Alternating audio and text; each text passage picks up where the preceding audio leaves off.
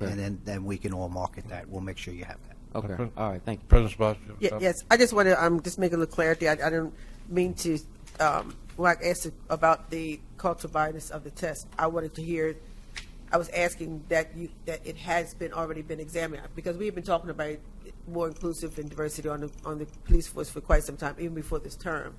And so I know that some of those practices were done to review the test to make sure that it wasn't cultural bias was the reason. And I just wanted you to reiterate the point that the test has been looked at for its cultural bias, and that was not a hindrance as to what was causing us not to have as much diversity. So I just wanted to make sure my point was made clear. Yes, ma'am. Thank you. This was like I said before, this committee before, then it was referred back. It is a resolution, so we don't have to vote on it again tonight or at all. And I assume this will be back before the full council on the, what is that, 21st? Oh, all right. Community comment, 3 minutes, please. First and foremost, this is the second time that we've had this discussion here in this room. Heard the same things from the officers about HBCU week and the goal and intent, what it is that you guys are trying to do. I don't know how many names were gathered, how many resumes were gathered at HBCU week, how many people are going to be a part of this new class that you guys are hoping to start next year or as soon as you can start it, I guess. I want to make sure that you guys recognize that black people are 60% of this city. You said that, right? 10% brown people, Hispanic.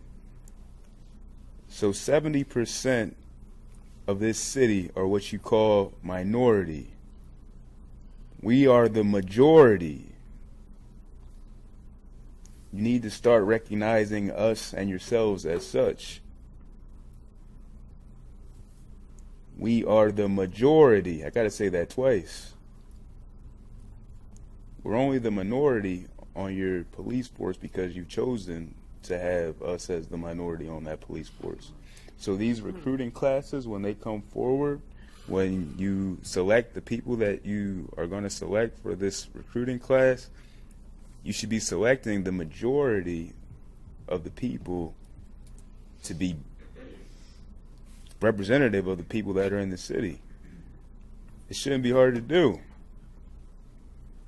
It should mirror the community that you're serving.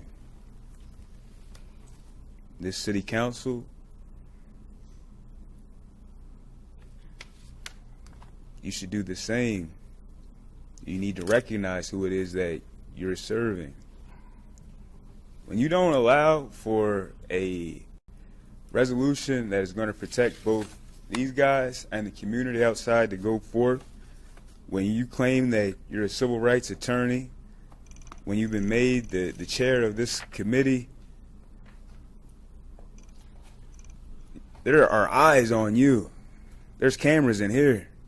The police might not be wearing them, but we see what you're doing. 30 seconds, we please. will remember in 2020 when it's time to vote again, if this is something that you want to do, if you actually want to represent people. Because that's what you're supposed to be doing. The FOP, of course, we know where they're going to stand. We know where this chief stands. But you're supposed to stand with the 10 people. seconds, please.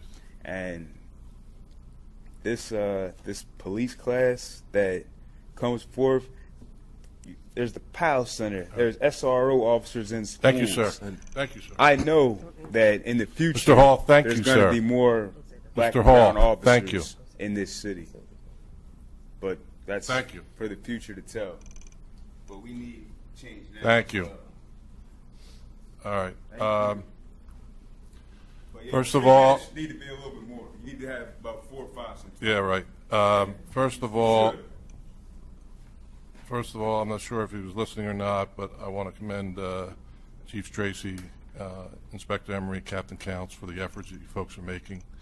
I think you've put together a pretty robust plan of outreach, and this doesn't change overnight, but your numbers are better than what we're hearing out on the street, so that's why it's important to get that information out.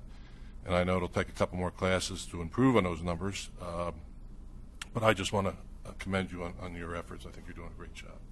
Are there any other comments from members of the public? Yes, please. My name's Kathleen Patterson, and I'm a resident of the city. I live in Councilman Congo's district. I'm actually surprised this had to come back to committee. This stuff has been hashed before, and I've heard it hashed under Mayor Baker, under Mayor Williams as well. And the police department every time comes and tells us the efforts they're making. And as I just heard Councilman Friel said, things don't change dramatically very quickly. They will continue to change. And the idea of bringing sector captains to places is a good idea. I know that the sector captain for the district where I live, where Councilman Congo is the councilman, has been and may still be the highest paid employee in the city. And he is one of our police officers, a black police officer. He's a great example of why you should be a police officer. It's good for you. And he's well respected in the community. And I don't see any reason why this resolution should not be voted on at the next council meeting. It's already been approved in the budget, and we want to keep our police force full. Thanks. Thank you, Ms. Patterson. And just to add to that, his son is also in the police department. His son came from Lincoln University, one of the historically black colleges.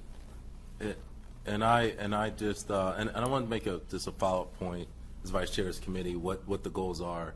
I've worked on a professional basis on statewide diversity committees, and certainly in a perfect world, there would be complete parity. And I think that football would be great. It'd be great to have a department that's 60% African American, but we know, and given the history of this country and systemic racism, that's not possible right now. It's something I think we should work towards. So I think as a council, I think we should be promoting attainable, achievable goals. Certainly it should be, yes, 60% African American, but in no sense in diversity does that ever happen because of barriers set up in America. So I applaud the efforts of WPD force in increasing the numbers and getting towards that 60% number. But it's a number I think we're going to be working on. I don't know if any of our lifetimes would ever hit that point. So I would like to commend the department. I think the unfortunate dialogue around this has focused on negativity, but I like to focus on positivity, and that's why I think the annual report would go a long way in just showing the public what WPD is doing, because it is comprehensive effort. So thank you very much. All right. Was there anyone else that wanted to speak from the public? Okay. Mr. Congo, we're going to close out with you. Yes, thank you so much. To what Councilman Johnson just referred to, when he talks about racism and some of the things that have prevented the police department to be reflective of the city of Wilmington, I guess in contrast to him, I believe it is absolutely possible for us to achieve a police department that looks like and is reflective of the city of Wilmington. It just takes brainstorming sessions like this. I don't think that anything is off the board.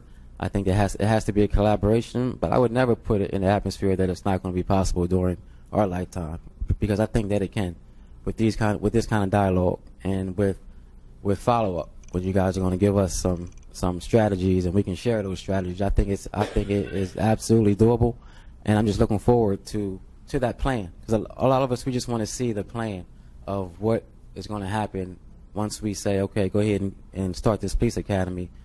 This is going to happen, this is going to happen, and council, this is how you can help us. That's what we want to see. We don't want to see where things were done a few years ago, but they're not going to be done at this academy. We want to start with this academy, and we want to make improvements with every academy after this. But we just want to see the plan of how it's going to be more inclusive, and that's going to demand action of just making the police department more diverse. Thank you, gentlemen. Okay. Thank you. Thank you. I appreciate you folks hanging in there this long. It's been a long meeting. I'll make the motion to adjourn. Second. Thank you all. Thank you.